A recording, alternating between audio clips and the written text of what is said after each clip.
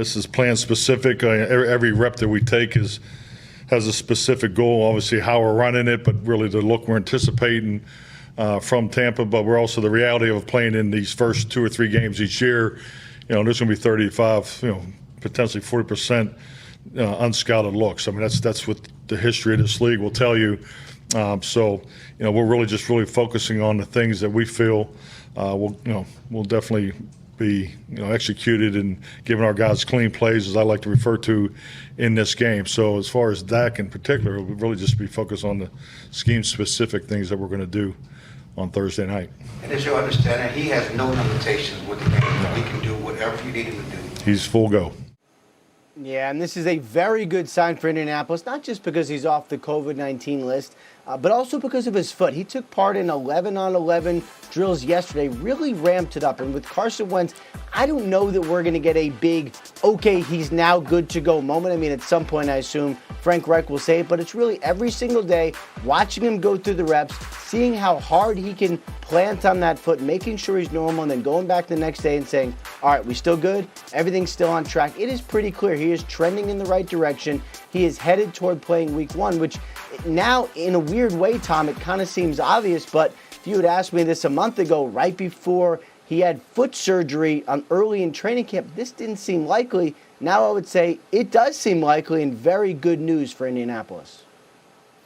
The big thing for Carson Wentz, Ian, was just getting through those first 2 weeks, making sure that there was no infection, there was no complications with the incision when he got that bone fragment removed from his foot. As long as he got past that, the Colts felt confident pretty soon after the surgery that they'd be able to ramp him up, and he'd be back a lot closer to 5 weeks after surgery, which was the short end of the timetable, than the 12 weeks that Frank Reich initially pointed to. Now, they also were not planning on Carson Wentz ending up as a high-risk close contact and missing several days of practice, starting on the very day where you're supposed to reintegrate into team drills. So we'll see whether or not that ends up being any type of a setback just in terms of him ramping up his rehab here. The good news is it happened earlier. It didn't happen during the game week, so they'll get an opportunity to really evaluate Carson Wentz starting on Monday when they get back on the field. The Jets might end up being shorthanded for week 1. Ian and I reporting just a few minutes ago, wide receiver Jamison Crowder has tested positive for COVID-19. The Jets believe that this is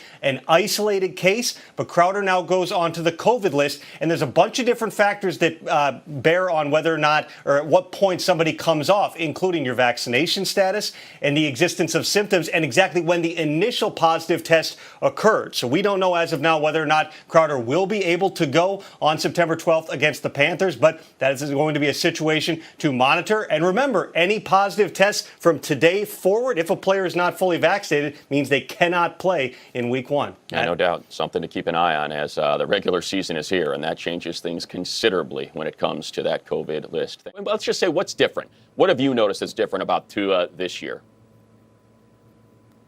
Matt, first visually, he's no longer hesitant to throw that deep ball from what we've seen this offseason. But what stands out most to me is that he has this clear comfort and really just confidence within this offense. I remember watching practice earlier this offseason, and there was a play or really a day where their offense wasn't very good, and the offensive line in particular were struggling. And he pulled their left tackle, Austin Jackson, off to the sideline. And Tua doesn't yell, but he gave as stern of a talk as maybe Tua can give about what he saw and what he felt like Austin Jackson can do better. And that's something we didn't see last year. Tua's naturally a quiet guy, so that's why there's been a lot of buzz around how he would react to all the Deshaun Watson rumors that have been coming up over the last week. So I asked Mike Gesicki, who's going through some of his own maybe criticism and struggles, how Tua's handled it. And he told me, look, this guy is cool and collected. I was never really worried about him because this guy's never had a bad day. He's humble, he's likable, and he rolls with the punches. So that's sort of the guy he is. But on the field, he's had to embrace that sort of,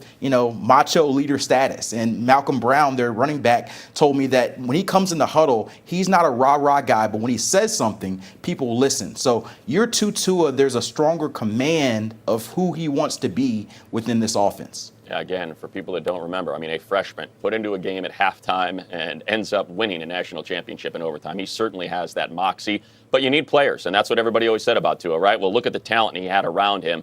What about the playmakers that they've added to try to help their quarterback? Speed. They went out there and tried to find them a track team. You talked about his Alabama time. The biggest thing that I noticed last year is that there was a drastic difference going from what he was having at Alabama, where everybody was wide open, to last year with the Dolphins, where they were one of the worst separating receiving groups in the NFL. So the Dolphins tried to bridge the gap for him. They went out and got Jaylen Waddle. They went out and got Will Fuller, two of the fastest guys you can find. And the hope is that helps him and helps the offense really open up. And I've got a chance to see particularly Jaylen Waddle this offseason, and he's going to be a game changer for them. They want to run a lot of the RPO schemes, and Jaylen Waddle's a guy where Brian Flores told me conflict is what really excited him about Jaylen Waddle. Jaylen Waddle obviously has the chemistry from Tua in college, but I wouldn't be shocked if he comes in and becomes their number one receiver off the jump. He has that sort of playmaking ability. So add in a Will Fuller and a Jaylen Waddle with a Mike Gesicki and a Devontae Parker, and when healthy, this could be a really surprising receiving group. So Tua definitely has the weapons now, and this offense with the new co-OCs can look different and really more effective than they did last year. Yeah, who'd have thunk it if you would have told us 10 years ago that two Alabama quarterbacks would be doing battle in week 1 in the NFL, and we would be awfully excited about it. How things have changed when it comes to Alabama football. Cam, we appreciate it. We're looking forward to that one. How about this Tennessee State Tiger right here? 12 seasons in the NFL, 30 interceptions, took 7 to the house, 6 touchdowns, 1 fumble recovery to the house, a 2-time Pro Bowler. And here to help us celebrate the return of football, live football on NFL Network, it's Dominique Rodgers-Cromartie right now. DRC, how are you, man? Oh, man, I'm doing good, man. Just enjoying this time off and getting ready for some football. So you spent time with Tennessee State this spring. Kind of walk us through where the team is and what a game like this means to a program like Tennessee State. Oh, man, it's real big. It gives you a lot of bragging rights because anytime you meet a guy that went to an HBCU, you always talk about who has the best HBCU. And to pop it off with the significance of it, of being a Hall of Fame game going against Grambling, man, I think it's going to be real big. Just spending time with the guys, I know they're extra pumped, they're real hyped, and it's going to be a great showing. I'm glad you kind of put it in that context, Dominique, because it does seem like there's a fraternity. If you go to an HBCU, it does feel like no matter which one you went to, there is a fraternity with you, and especially the guys that ended up making it to the NFL. Is that right? Yes, sir. I mean, I remember playing, man. The first thing I did was look in the playbook, look at the scouting report, and see who was from an HBCU. And the first thing I was going to do is, man, go to them at the beginning of the game and just hug them and just congratulate them for being in the NFL, man. So it's definitely a brotherhood. Them the first people I look for when I'm playing against the opponent.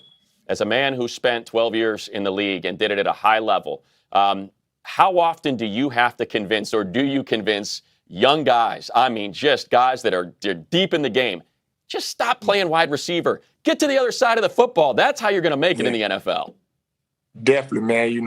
That receiver, if you could come over and play corner and just guard somebody, man, you definitely could make it, man, because his corners are definitely needed in this game, man, especially the way the game's going, the way that ball's being thrown around. If you can just come over here, you ain't got to be the fastest guy. You could be real savvy and fundamentally sound, man. You could make a living that corner.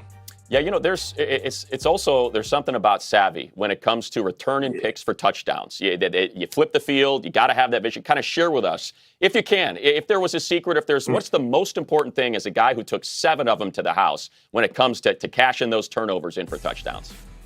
Oh, it's always the best thing to do is jump a hitch or a curl or a comeback. When I see him leaning towards a certain way, I know it's going that way. If the quarterback turned that shoulder, I just already in my mind. If you ever watch me, I always have my hand in the sky because I'm letting them know it's going the other way. It's gone. So, man, I just pray for them time. When I watch film, I only watch for how they run their comebacks and their curls because I know if I jump one, it's going the other way. Now, it's funny you mention that because a lot of people would say that that's sort of the risk-taking nature at the cornerback position. How much of that is you and how much is that coach telling you, you know what, let's be careful out there. What percentage, how does that work between you and what your coach wants you to do? Oh, they don't like it. They always say, let the game come to you, and being a corner, being antsy, I always want my hands on that ball. I learned early in my career that you just can't always just take that chance because that's when the devil move come. And I was getting that a lot early on in my career, and I had to learn, man, why they keep that movement? I realized that because I'm always breaking on that ball. So you got to be patient and just let the game come to you. But you got to take your chances too, though. Just real quick, I got to ask you one more. Of all those taken to the house, or of all the interceptions you had, was one off a particular quarterback that you're especially proud of? Anytime I could pick off Aaron Rodgers, I'm proud. Because I think he's one of the very few quarterbacks that throw his receivers open. Meaning when he throwing right out the break, he's not giving you time to make up. When that receiver makes that break, that ball is there. Some quarterback like to show off their arm. They'll pat, wait, and throw that long ball. I have time to recover. But with Aaron Rodgers, it ain't that much recovery time. There we go. But you got him. And you're going to hope that your Tennessee State Tigers get Grambling State this weekend. We're excited to watch. Dominique Rodgers-Cromartie, we appreciate you joining us. Thank you so much. Man, I so appreciate it. Thank you. Absolutely. We got a deal for a defensive back in Pittsburgh. Yeah, a relatively under-the-radar move, but a trade. An actual trade a couple days before the season. The Pittsburgh Steelers have acquired potential starting cornerback Ahkello Witherspoon from the Seahawks, going back from Pittsburgh to Seattle as a 2023 fifth-round pick. And what this basically is the Seahawks saying, all right, we paid about half, a little more than Ahkello Witherspoon's salary to sign him in free agency, played 0 games for us. We're taking this guy. We believe the draft pick is better value for us, sending him to Pittsburgh. And he really does have the opportunity to turn into a starter to help solidify that Pittsburgh Steelers secondary. As far as his stay in Seattle, I assume he rented and didn't buy because he signed in free agency, went through training camp, ended up playing 0 games, but they do get the draft pick back.